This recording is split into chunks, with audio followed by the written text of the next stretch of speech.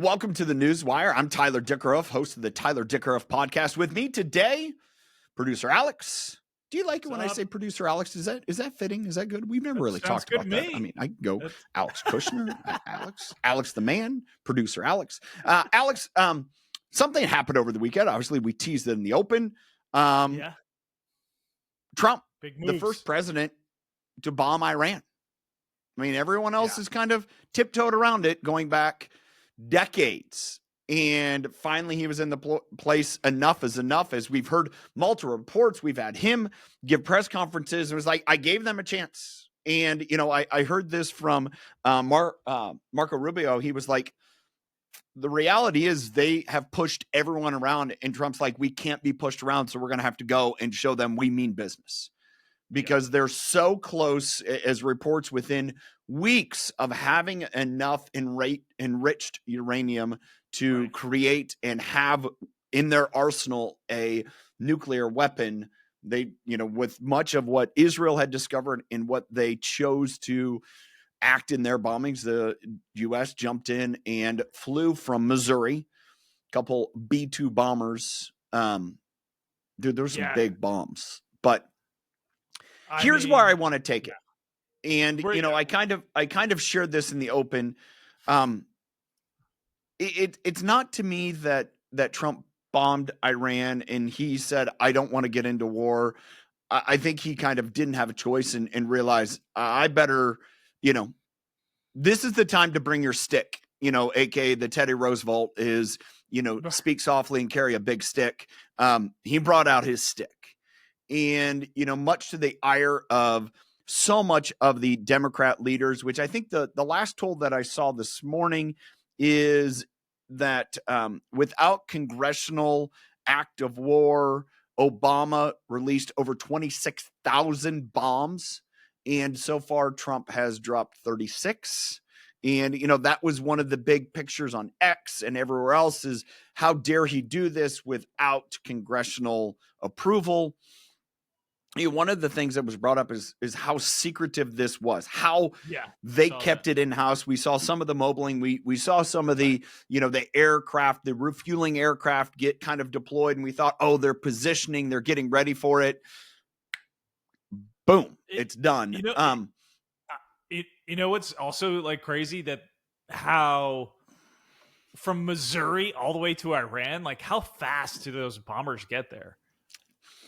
I don't know how fast they fly, but I mean, there's several refueling spots along the way, whereas they'll do mid-air refueling. So I would anticipate, you know, I think they went east around the globe. So what I would anticipate, there's probably refuelers that come out of Germany. There may be refuelers that come from somewhere else that help them get fuel so they can get back and forth. I know here in the West Coast, our close Air Force base is one of the main refueling hubs. So they're actually, this base coordinates with Guam. So they actually just sent some crews to Guam, which is pretty normal, but you know, where they'll have refuelers based in Guam that can kind of cover these different spheres. But it's what was an 18-hour transit, I believe, 37 hours total flying back and forth. But again, I kind of tiptoed into this, you know, a lot of the leaders saying, how could you do this without congressional approval? It's the hypocrisy that is just getting me today. Like one of the things that I looked up and I just you know, we've gone from all of our different political stuff in the U.S. Now it's stand with Iran. And I would wholeheartedly agree with this. I would agree to stand with the people that have been oppressed in Iran. I mentioned this in the tease. A podcast guest of mine, Shermeen Cruz. Shermeen is Iranian. She came from Iran. She shared with us in our podcast, you know, what it was like in the middle of the night, and just, you want to talk about Gestapo, those people that, oh, if you're, you know, misobeying, you know, that was in the early 80s. And I just look back in their current leader in Iran. And we just had a couple weeks ago, 2 weeks ago, week and a half ago, whatever the date was, we had the No Kings protests in the U.S. No Kings. Do you know how long the current leader in Iran has been in control? 30. I think it's 30 years. 1989. Okay. Yeah. Off Um, by 6 years. Something that's a like that. long time Yeah, for yeah. one person to 36. be in control. And he Yeah. is the second supreme leader since the revolution of 1979. Yeah. And one of the things that I've seen, and again, reflecting back conversation with Sharmeen, is that Iran was at one point a British stronghold. They created their own government, had their own monarchy.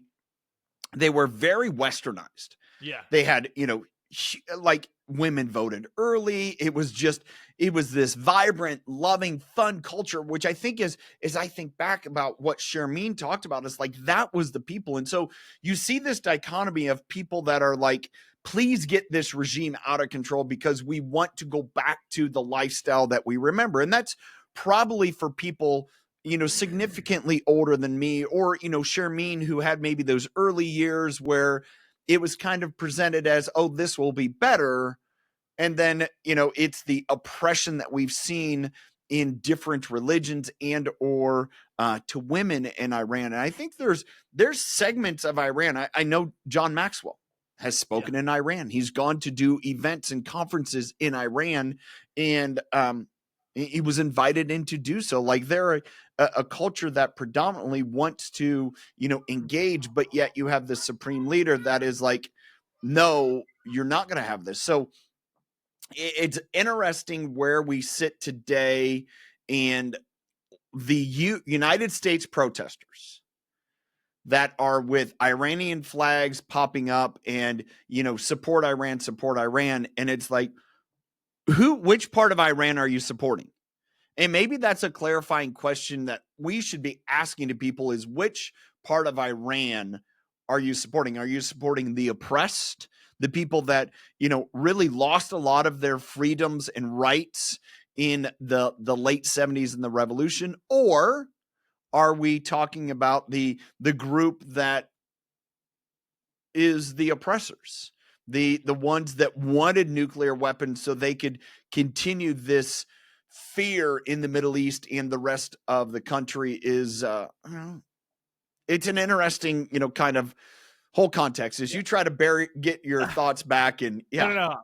I growing up, I had a couple of Iranian friends, and just tell me stories about their parents that had left the country yeah, because of what was happening in the political, dictatorship regime that was taking over, where they lost a lot of their freedoms. These people were doctors in those countries, yeah. and had their whole lives uprooted. And I think that's Well, I think part that's of, one of the things Sharmeen talked about, is her dad was, highly educated, yeah, and came to the US and or came to Canada originally and just got a job to get a job. And it was like this highly educated, performing professional, but as happens with a lot of immigrants, it doesn't necessarily translate. well, I mean, I haven't been paying attention too much to like the MSNBCs of the world. Their ratings are probably in the tubes right now. But Did you? I maybe sent you this, and we're talking about the protests, and this is connected and separate. Where you look at the individuals, and a lot of I saw there was a protest here in Spokane over the weekend, and there's like, I don't know, 100 people they said there, and a lot of the signs were the exact same printed signs, and it was like, stop the war with Israel and Iran, leave freedom to Iran. And again, as we're talking, it's like, I agree with in part to that. I agree with the people that are in, Sharmeen's family who just want to, who have immigrated to North America or Europe to gain back that freedom, as opposed to the people that have immigrated and want to continue the rule that the supreme leader in this, I would say, whether it's, I'm not exactly sure the guidelines of law, if it's Sharia law or not, where women have to wear hijabs. They, a lot of their freedoms have been relinquished, and it's very much an authoritarian, but also, how do I want to say, male-dominated society. I don't want to use the To the terrorist, extreme. but very much a militaristic. Yeah. We are going to put Very fear akin to into North our Korea-esque. yeah. Yeah. I mean, the global chess from a leadership standpoint. I mean, the global chess match. What I was looking at this morning Yeah. in a lot of the news was all the Trump now talking to China, Putin aligning with Iran. At this, this is like it's such an interesting chess match, in my opinion, of how these countries' leaders are going to start aligning with which Let's country. talk about the chess match. Okay. Like as I'm going through, and the question is this going to be the start of World War III? Oh God. Okay, well, whatever. But let's just take, before we go to that point, the chess match. Russia is exhausted their resources in this 3-year battle with Ukraine. That just seems like the never-ending war, right? Yeah. They don't have much for resources. They've lost a ton of people. Their morale is low. So what does Putin really have to offer to Iran other than, I'm going to stand beside you, right? He doesn't have much. Mean, there's not. Yeah, there's. I mean, yeah. Again, another dictatorship. He's been in charge for 30 years. Too, I mean, not quite as long. I mean, they have a democracy, right? Those are open votes. They can vote for whoever they want to. Yeah, exactly. Yeah. All right, so let's. Yeah, I agree though. They're pretty exhaustive, and morale has to be super low. 3 years, dead bodies piling up. Yeah. All right, so let's throw the another, whether it's the rook or the knight into this chess match, is the tariff situation. So what Trump has done in the last 120 days, or give or take 140 days, however long 150 days he's been in office, is kind of jokingly what he did when he started this presidency with his staff is like, are you going to be loyal or not? You don't have to agree with me. He's openly allowed people to disagree with him. Like, Elon Musk is still, doing what he does, openly disagreed with him. Yeah. He's not stopping him. And so when you look at different countries throughout the US or throughout the world that Trump has said, do you want to be a partner with our trade or not? If you want to be a partner with our trade, come to the table and then we'll make that work. And so I look here and think with China, and everyone thinks China's going to side with Iran. Mm-hmm. The moment that China sides with Iran, they are done with the US. And I don't think their society, much less their economy, could even stomach that at all. Yeah, I mean, why don't you think they could stomach that?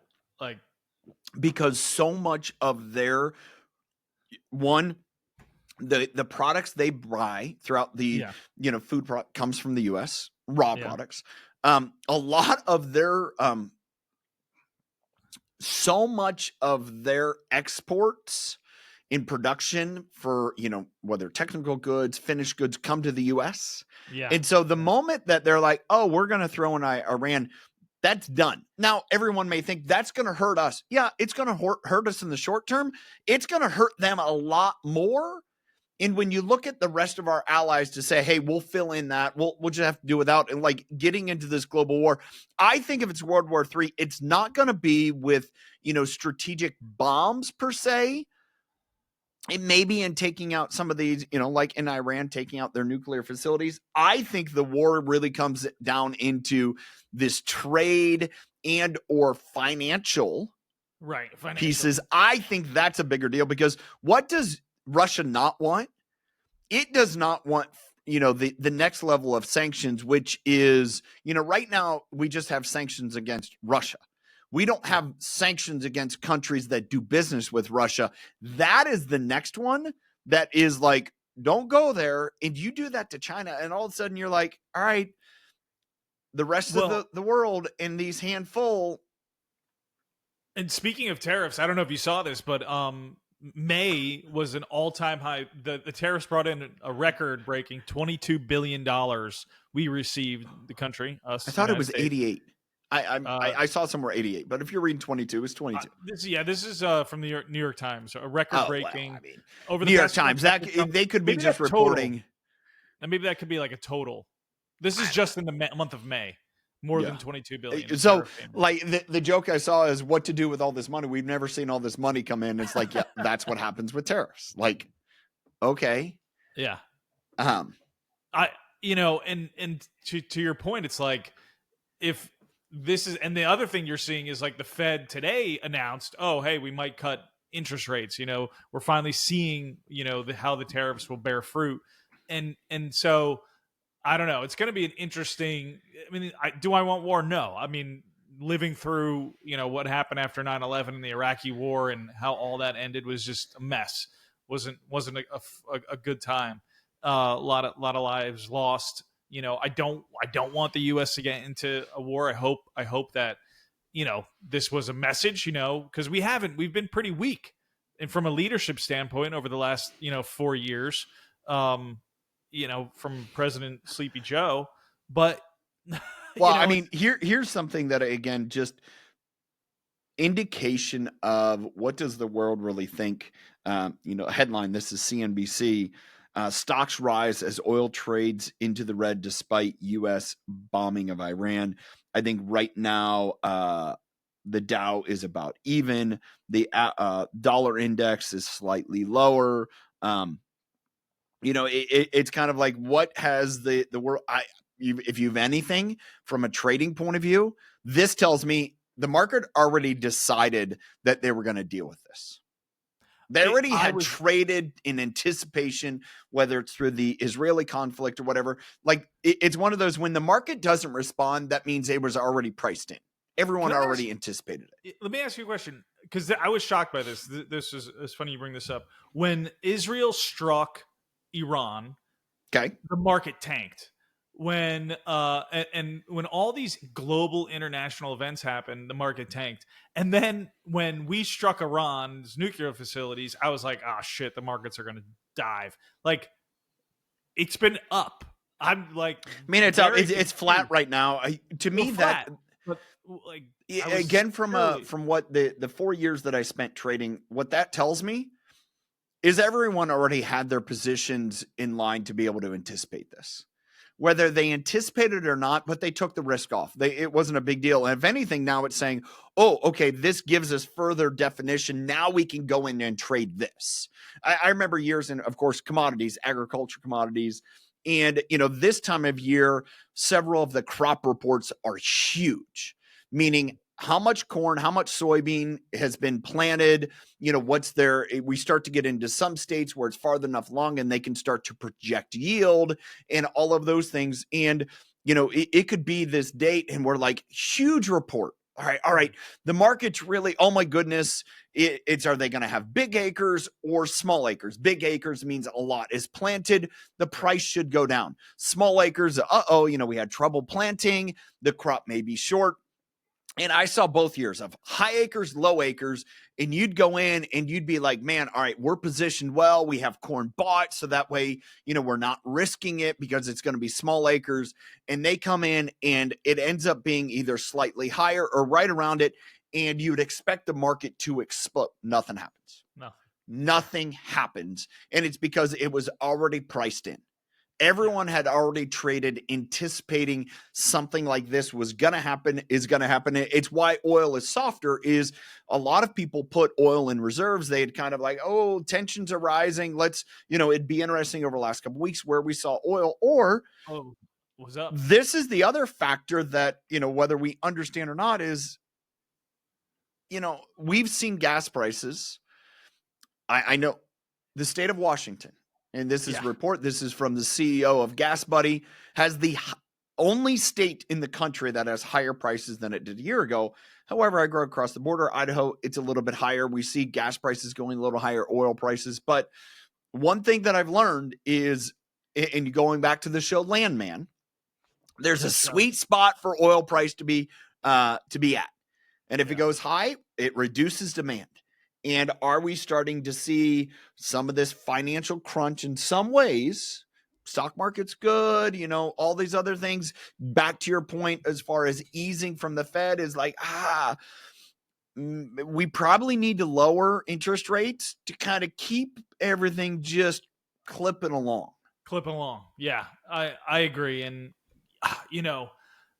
I'm fascinated by these next couple years with Trump, just because to your point in Hey, previous conversations, we're only a few months into it, and look how I much has know, happened. but he seems like a much more tactical. He's feels much more tactical, and there's so much going on globally now. This would be my speculation. Have you read his book, The Art of the Deal? I have not. No. I haven't listened to it. One of my intentions was to listen. And as I've heard from people, if you read the book, like it's almost the exact playbook for what he's doing now. Whatever. And this is, one of the biggest knocks against Trump is that, he's gone bankrupt. Okay. So he's willing to take a risk and play the game by the game. Now, just because you go bankrupt doesn't mean you're a deadbeat and fully default. Sometimes you can go bankrupt and restructure deals, refinance interest rates, recapitalize, do those things. So that way, sometimes going bankrupt, instead of having, 3 different business, loans, you go bankrupt and you go negotiate with them. It's like, hey, I need new terms on all of them, so that way I can cash flow this.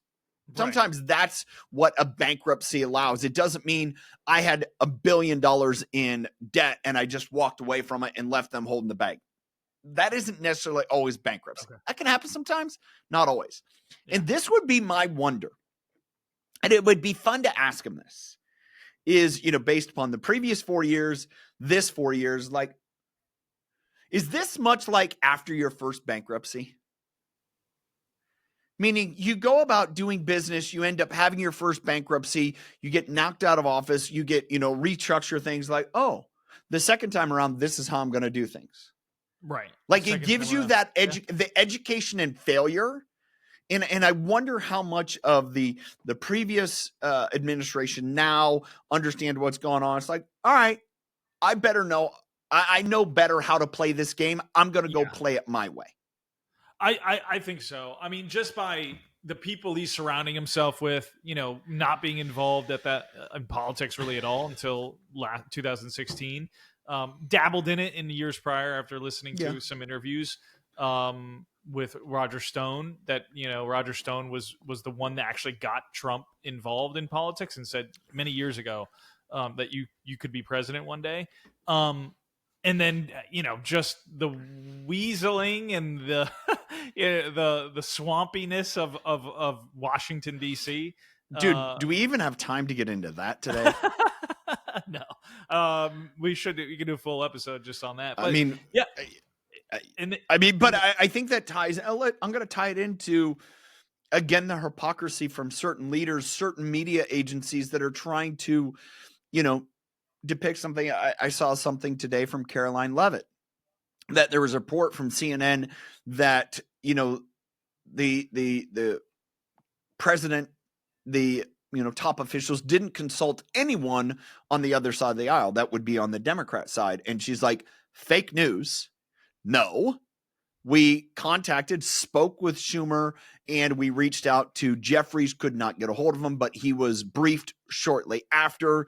You need a retraction. Well, we all know CNN's not going to retract. And, they continue to lose viewers, as you mentioned earlier. It is like in a free fall. I mean, that seems to be the case with many left wing. I mean, like, we talk about Bill Maher a lot on this show, but it's just, it feels like he's one of the only, I'm not saying the only one, but one of the only that I see publicly just willing to have conversations and say, what the hell are we doing as a Democratic Party?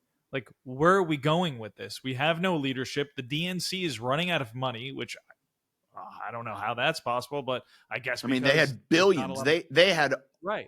What during Kamala Harris's campaign, it was a 3-to-1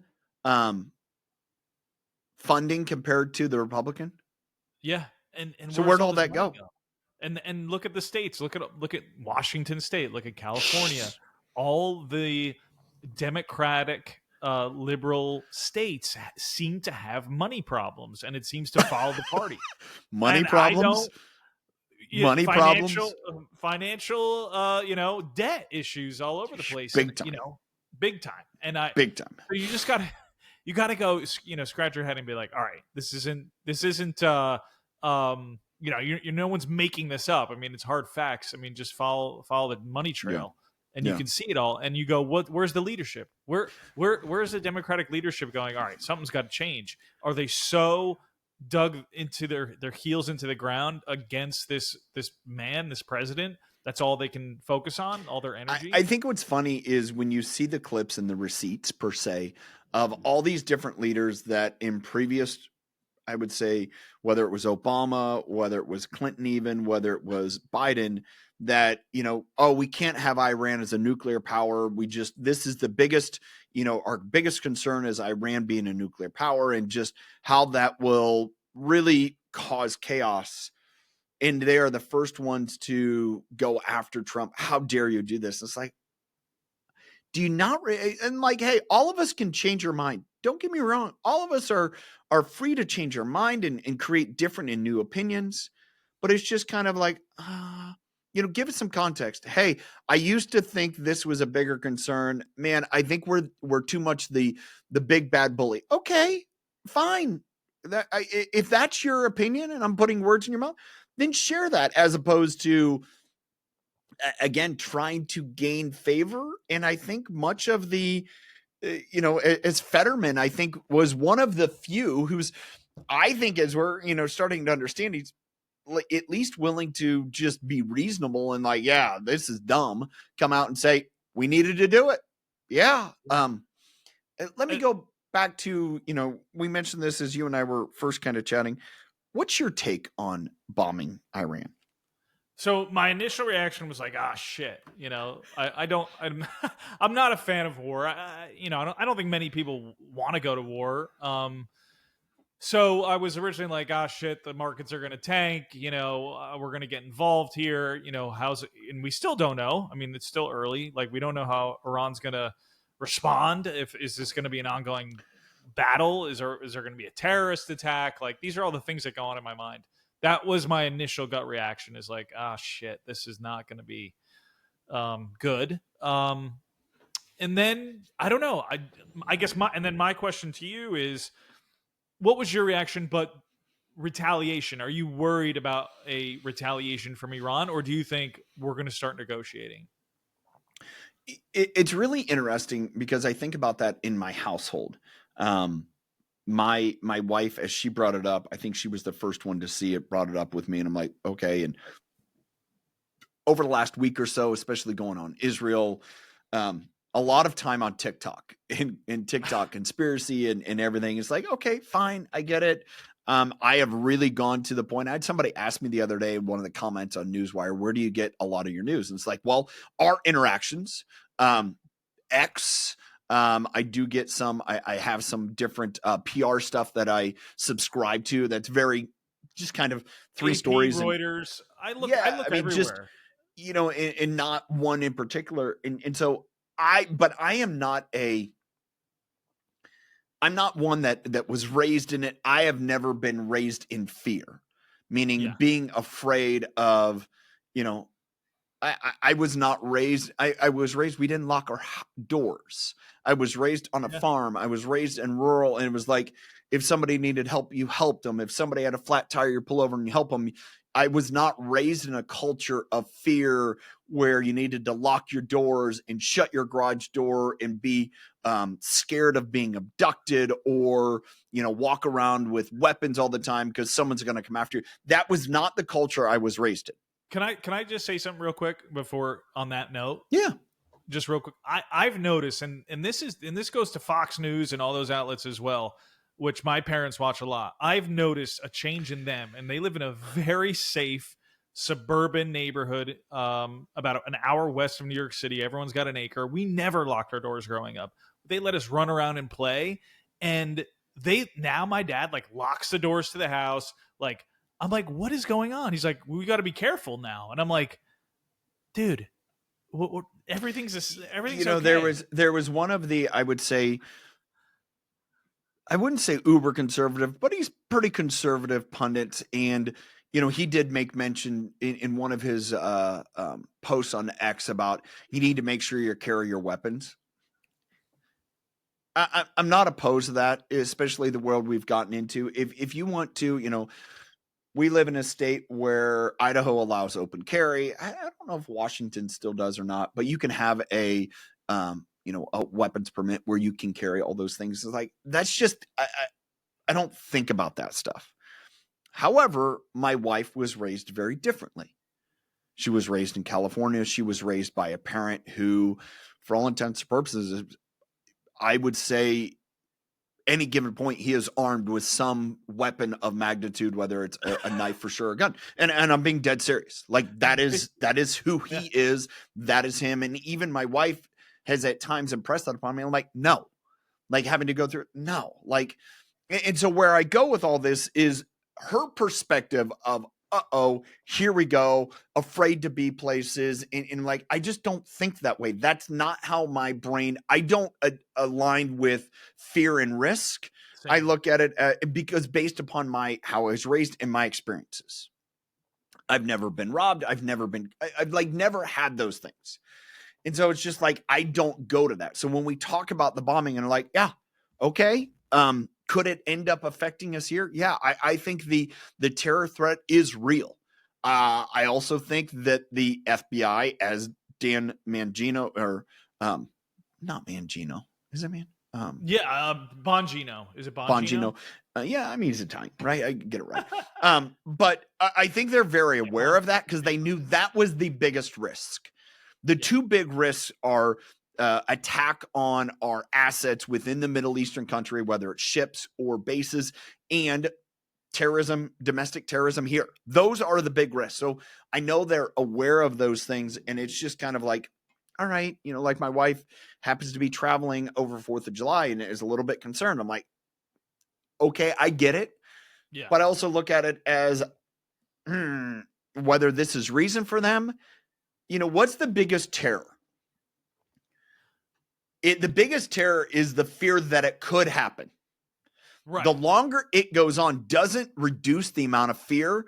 For many, it heightens the, oh my God, they haven't done anything yet. Oh, they haven't done anything yet. In just little pieces, that's, so coming back to it, am I worried about World War III? I think it'll be more of it's going to be a strategic, a few bombings, but a lot of trade, a lot of those things. There's going to be the next war. It's not going to look like what it did, the full out assault, World War I, World War II, because shoot, we have too many drones and we can shoot missiles from too many places in the world. You look at the Iron Dome, how effective some of those things are. It's like much different world. Yeah. Yeah. And so technological, all of it, it's like, can we get further down the path? What's that going to look like? That's where I start to go, as opposed to sitting in fear. Again, that's just not my personality. Yeah, I agree. I mean, even during COVID times, I remember when that happened. The first thing I was like, we need to get everyone out to the countryside, and we were living in Los Angeles, and it was just the same. And my point was, it's like this media fear, right? If you watch a lot of traditional media, they do put that over and over again in your brain, whether it's the left or the right. It's fear of a bombing, a terrorist attack, fear of something medical or virus. You make me think of something. It was maybe 12, 15 years ago, give or take, maybe, I don't know, 2010, somewhere between around there. And one of my family members was buying up silver. Okay. And they were buying up silver because if we did have an apocalypse, you could mold silver into ammunition. I'm dead serious. I had a not a family friend, but a friend of. I mean, especially when you have vampires, like you got silver for werewolves. What kind of zombie apocalypse were they thinking? Silver for bullets. I had a friend buy a beef, and we're not talking about Coors Light. Yeah, silver bullet cans. We're talking about. I had a friend buy beef. The dude was buying hundreds of pounds of beef and storing it in his giant freezer. I go, yeah.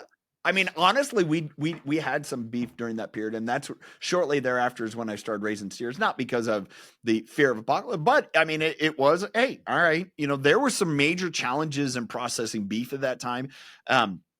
We talk about the things that are of greater concern today.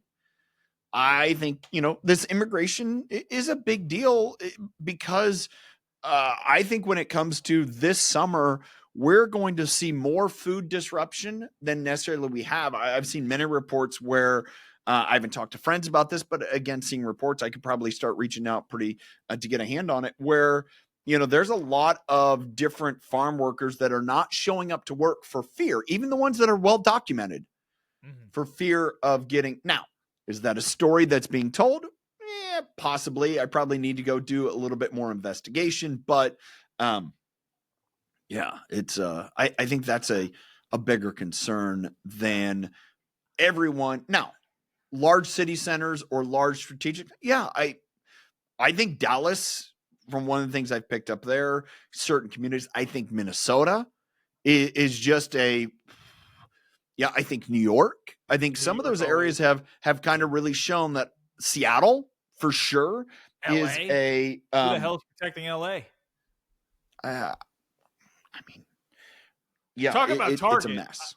Talk about a target. You want to target somewhere, not to get dark, right? You don't even have to target LA. They're doing it to themselves. That's what I'm saying. I mean, the looting and everything. It's anyway. Well, one of the things I have seen kind of this, different reports where a lot of California cities are pretty quiet. There's not a lot going on as far as, because people are fearful of, well, this is one of the, I mean, totally off topic, immigration though. There has been, by a significant, like tenfold, more people that have voluntarily deported and taken the free flight back than they've actually deported people. Really? Yeah. I think it's almost 1 million people so far. Wow. And I wonder how many are coming from California. I bet a large majority are. I saw that. Again, these are all I don't want to say rumors on, again, the TikTok X, TikTok news. TikTok news is that if there was someone that was questioned and they have been counting illegal immigrants, whoever on the census, and that if they were to, based upon their conclusions, retract the illegal immigrants, it would change 27 congressional seats. Yeah. Wow. That's incredible. Yeah. I mean, you sent me, we back just real quick on where we get our information from everywhere. I mean, you got to, because I remember you sent me something on X. You're like, hey, check this out with the oil tanker. Oh, yeah. There was a collision of 2 oil tankers a while ago, right? And just, and so I did not. There was not a tanker did not get struck in the Strait of where Iran is. I can't pronounce it. I don't remember the name of it, but that's another thing too. Is that strait? I should just the Hormuz Strait, Strait of Hormuz. Strait of Hormuz is, these oil tankers are having trouble there. Getting in and out of that area, but no news of like an oil tanker that's been struck by an airstrike has been reported. We'll see. That's the one that you would think that all the Allied Navy ships are just waiting for that to be kind of like a pinch point. Oh, easy. It's an easy pinch point. I mean, but it's one of those things that, and I talk to my friends that are, high level commanders in different branches of military. It's like, that beforehand. Strategically, you're already set. You know where your vulnerabilities are and what to watch out for next. And it's like, we didn't think that was going to, no, they knew that was going to be a problem. So, right. Yeah. And you don't even see some of the subs, the submarines we have. They spend months and months down undersea. Like, you don't even know where they are. Nowhere. All of a sudden they pop up. Right. Pop up. So, all right. Well, as we wrap up today, Alex, part of the lasting pieces in just talking about news, politics, leadership is, I think this will continue to be a crucible for leaders, not Trump per se, but I really think bipartisan. How are people either going to be a detractor or aim to come together and really say, all right, what's the best way forward? How do we, really progress forward for society? How do we properly protect ourselves? But also, I again come back to this, and this will hopefully get clipped. Yeah, there's a reason to stand with Iranians. And those are the Iranians of the friends that we know who lived through oppression, who left the state, the Iranian state as refugees. Those are the ones that hey, that's who to think of. And their family members there who, have continued to be, I guess, oppressed in a lot of ways. Yeah. Yeah. Silenced and oppressed. It's true. All right. Till next time. Thanks for being here. Remember to subscribe on YouTube, hit the bell to get notified whenever we drop new content. And as always, share your thoughts in the comments. We'd love to interact, chat with you, and learn so much more from you guys. So till next time, choose to lead with impact.